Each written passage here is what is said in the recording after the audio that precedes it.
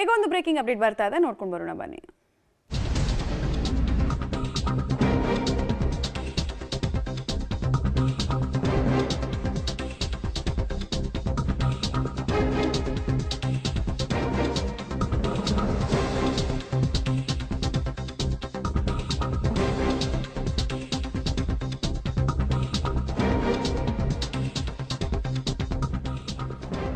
ಪ್ರಜ್ವಲ್ ರೇವಣ್ಣ ಮೇಲಿರುವಂತಹ ಅತ್ಯಾಚಾರ ಮತ್ತು ಲೈಂಗಿಕ ದೌರ್ಜನ್ಯ ಕೇಸ್ಗೆ ಸಂಬಂಧಪಟ್ಟಂತೆ ಸಾಕ್ಷಿ ನುಡಿಯೋ ಕೆಲಸವನ್ನ ಅವರ ಹಿಂದೆ ಡ್ರೈವರ್ ಆದಂತಹ ಕಾರ್ತಿಕ್ ಮಾಡಿದ್ದಾರೆ ಅನ್ನೋದು ಗೊತ್ತಾಗ್ತಾ ಇದೆ. ಜನಪ್ರತಿನಿಧಿಗಳ ವಿಶೇಷ ಕೋರ್ಟ್ನಲ್ಲಿ ಸಾಕ್ಷ್ಯವನ್ನ ಹೇಳೋ ಕೆಲಸ ಮಾಡಿದಾರಂತೆ.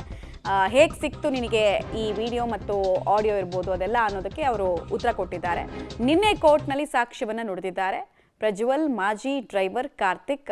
ಸೊ ಏನೇನು ಹೇಳಿದ್ದಾರೆ ಅವರು ಅಂತ ನೋಡಿದ್ರೆ, ಇವರ ಮೊಬೈಲ್ನಿಂದ ನಾನು ವರ್ಗಾಯಿಸ್ಕೊಂಡಿದ್ದು ಹೇಗೆ, ಅಶ್ಲೀಲ ದೃಶ್ಯ ಸಿಕ್ಕಿದ್ದು ಹೇಗೆ ಎಂಬ ಮಾಹಿತಿಯನ್ನು ಸುದೀರ್ಘವಾಗಿ ಕೊಟ್ಟಿದ್ದಾರೆ. ಸೊ ಸಂಕಷ್ಟಗಳು ಇದಾವ ಅನ್ನೋದು ಮುಂದುವರಿಯುತ್ತಾ ಅನ್ನೋದು ಪ್ರಶ್ನೆ. ಪ್ರಜ್ವಲ್ ಮೊಬೈಲ್ನಲ್ಲಿ 2000 ಅಶ್ಲೀಲ ಫೋಟೋಗಳಿದ್ವು, 40ರಿಂದ 50 ದೃಶ್ಯ, 30ರಿಂದ 40 ಮಹಿಳೆಯರ ದೃಶ್ಯ ಎಲ್ಲ ಇತ್ತು ಅಂತ ಆತ ಹೇಳಿದ್ದಾನೆ. ಮೊಬೈಲ್ನಲ್ಲಿ ಪ್ರಜ್ವಲ್ ರೇವಣ್ಣ ಅಶ್ಲೀಲ ದೃಶ್ಯವನ್ನ ವೀಕ್ಷಣೆ ಮಾಡ್ತಾ ಇದ್ರು ಅಂತ ಕಾರ್ತಿಕ್ ಹೇಳಿರೋದು.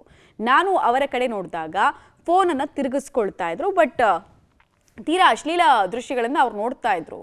ಜಯನಗರದ ಅವರ ಗೆಳತಿ ಮನೆಗೆ ಹೋದಾಗ ಕಾರಲ್ಲಿ ಮೊಬೈಲನ್ನು ಬಿಟ್ಟಿದ್ರು. ಪ್ರಜ್ವಲ್ ರೇವಣ್ಣ ಮೊಬೈಲ್ ಪಾಸ್ವರ್ಡ್ ನನಗೆ ಆಲ್ರೆಡಿ ಗೊತ್ತಿತ್ತು, ಸೊ ಮೊಬೈಲನ್ನು ನಾನು ತೆಗೆದುಕೊಂಡೆ ಅಂತ ಆತ ಹೇಳಿರೋದು. ತೆಗೆದು ನೋಡಿದಾಗ ಅದರಲ್ಲಿ ಅಶ್ಲೀಲ ಫೋಟೋ ಇತ್ತು, ವಿಡಿಯೋಗಳು ಕೂಡ ಇದ್ವು ಅನ್ನೋದು ಕಾರ್ತಿಕ್ ಹೇಳಿಕೆ. 2000 ಅಶ್ಲೀಲ ಫೋಟೋ ಮತ್ತು 40ರಿಂದ 50 ವಿಡಿಯೋಗಳಿದ್ವು. ಅಂದರೆ ಈ ಸ್ಕ್ಯಾಮ್ ಎಷ್ಟು ದೊಡ್ಡ ಹಗರಣ ಅನ್ನೋದನ್ನ ನೀವು ಅರ್ಥ ಮಾಡ್ಕೊಳ್ಬೋದು. ಭವಾನಿ ರೇವಣ್ಣ ಅವರಿಗೆ ತೋರಿಸಬೇಕು ಅಂತ ಇದನ್ನು ನಾನು ವರ್ಗಾಯಿಸ್ಕೊಂಡೆ, ಅವರ ತಾಯಿಗೆ, ಪ್ರಜ್ವಲ್ ರೇವಣ್ಣ ಅವರ ತಾಯಿಗೆ ತೋರಿಸ್ಬೇಕು ಅಂತ ನಾನು ಟ್ರಾನ್ಸ್ಫರ್ ಮಾಡಿಕೊಂಡೆ ಅನ್ನೋದು ಈತನ ವರ್ಜನು. ಮಗನಿಗೆ ಬುದ್ಧಿ ಹೇಳಲಿ ಅಂತ ಭವಾನಿ ರೇವಣ್ಣಗೆ ಈ ಕುರಿತಂತೆ ನಾನು ಮಾಹಿತಿಯನ್ನು ಕೊಟ್ಟಿದ್ದೆ. ಸೊ ಅವ್ರಿಗೆ ಗೊತ್ತಿತ್ತು ಇನ್ಫಾರ್ಮೇಷನ್ ಅಂತ ಈತ ಹೇಳ್ತಾ ಇರೋದು. ಅವರು ಫೋಟೋ ಮತ್ತು ವಿಡಿಯೋವನ್ನು ತಮಗೆ ಕಳಿಸೋದಕ್ಕೆ ಕೋರಿದ್ರು, ಅಂದರೆ ನನಗೆ ಟ್ರಾನ್ಸ್ಫರ್ ಮಾಡು ಅಂತ ಹೇಳಿದ್ರಂತೆ. ಬರ್ತ್ಡೇಗೆ ಭವಾನಿ ಶುಭ ಕೋರಿದಾಗ ಪ್ರಜ್ವಲ್ ಪ್ರತಿಕ್ರಿಯೆಯನ್ನು ಕೊಟ್ಟಿರಲಿಲ್ಲ. ಯಾರು ಮಗನ ಬರ್ತ್ಡೇಗೆ ತಾಯಿಯವರು ವಿಶ್ ಮಾಡಿದಾಗ ವಿಡಿಯೋ ಬಗ್ಗೆ ತಿಳಿಸಿದ್ದು ಯಾರು ಅಂತ ಪ್ರಜ್ವಲ್ ಕೇಳಿದ್ರು. ಆಗ ಪ್ರಜ್ವಲ್ಗೆ ಭವಾನಿ ರೇವಣ್ಣ ನನ್ನ ಹೆಸರು ಹೇಳಿದ್ರು ಅಂತೆಲ್ಲ ಹೇಳಿದ್ದಾರೆ.